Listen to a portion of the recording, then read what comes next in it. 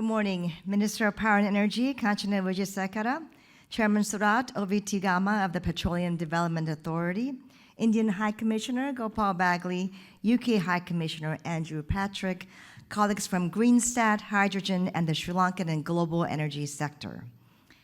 At a time when leaders around the world will soon gather at COP28 in Dubai to tackle the shared threat of climate change, this symposium on green hydrogen and renewable energy highlights how partnership and initiative can bring transformative change. And now it has the potential to do so in a way that is both sustainable and economically profitable.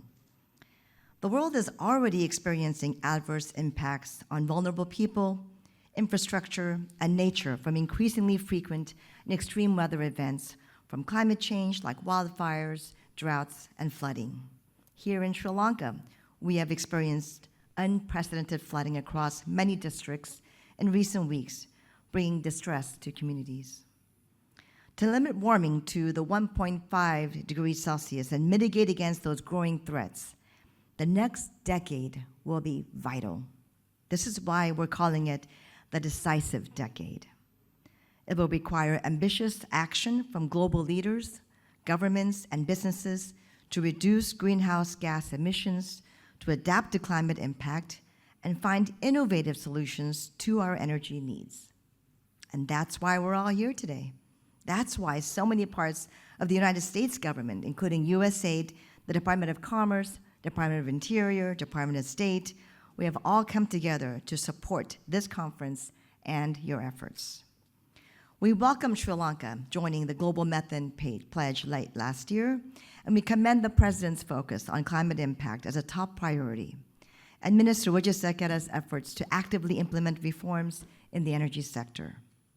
These steps will put Sri Lanka on a stronger footing in the decades to come. The United States is taking our responsibility seriously in addressing the global climate crisis, both at home and abroad.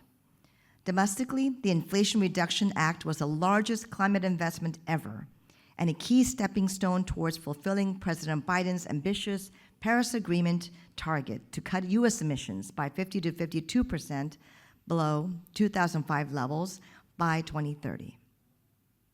It has shown how big change can come when government policy and private sector ideas converge around a common goal. Overseas, through the President's Emergency Plan for Adaptation and Resilience, we're bolstering adaptation efforts to increase global resilience to the impacts of climate change. Globally, we have provided $1 billion to the Green Climate Fund and announced plans to provide $25 million to the Least Developed Countries Fund and $100 million to the Adaptation Fund.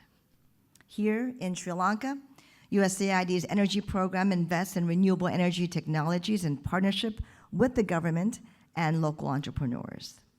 Through our grants, a Sri Lankan company is developing battery swapping stations for electric three-wheelers, and we're working with our government counterparts at the Sri Lankan Standards Institute and the Public Utilities Commission to develop robust regulations on safety and standardization for electric vehicles and charging stations. USAID's Climate Change Adaptation Project is supporting innovative solutions to manage climate-related risks through market-driven private sector and community engagement.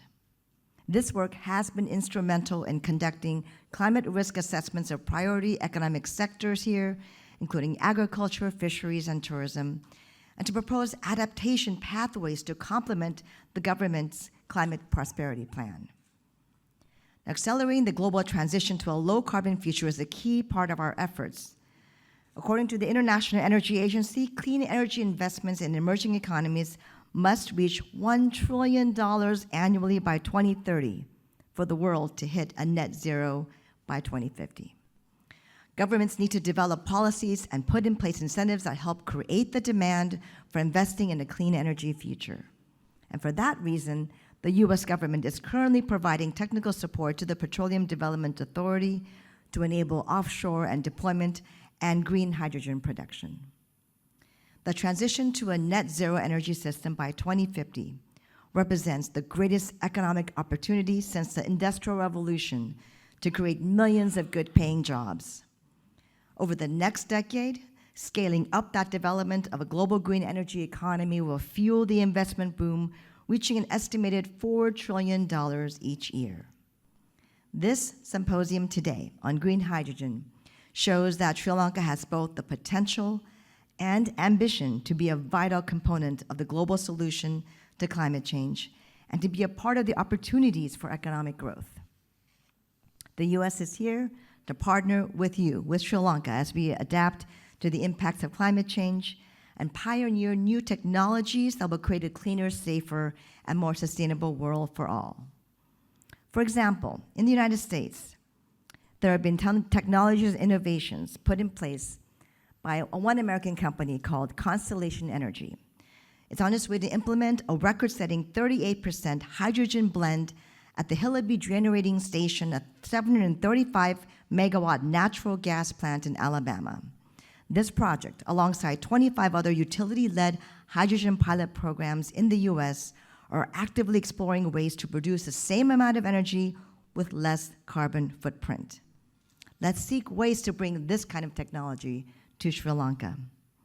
Now, financing will be an important component of these efforts, and we were happy to recently support $500 million of financing through the U.S. Development Finance Corporation through the Western Container Terminal. And the DFC is open to providing more financing, especially in renewables. Now, as Sri Lanka moves forward with its energy reforms, thanks to the efforts of the minister, I'm confident that the U.S. government and U.S. investors will be here to inject the financing and know-how to unlock the potential of Sri Lanka's private sector for energy security and economic growth.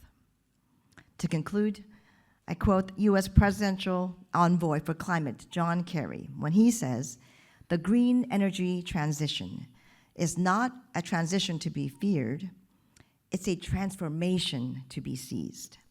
It is the world that we can have, the jobs, the investments, the opportunity, and the future. It's all about solving the climate crisis and not to prolong it." Thank you.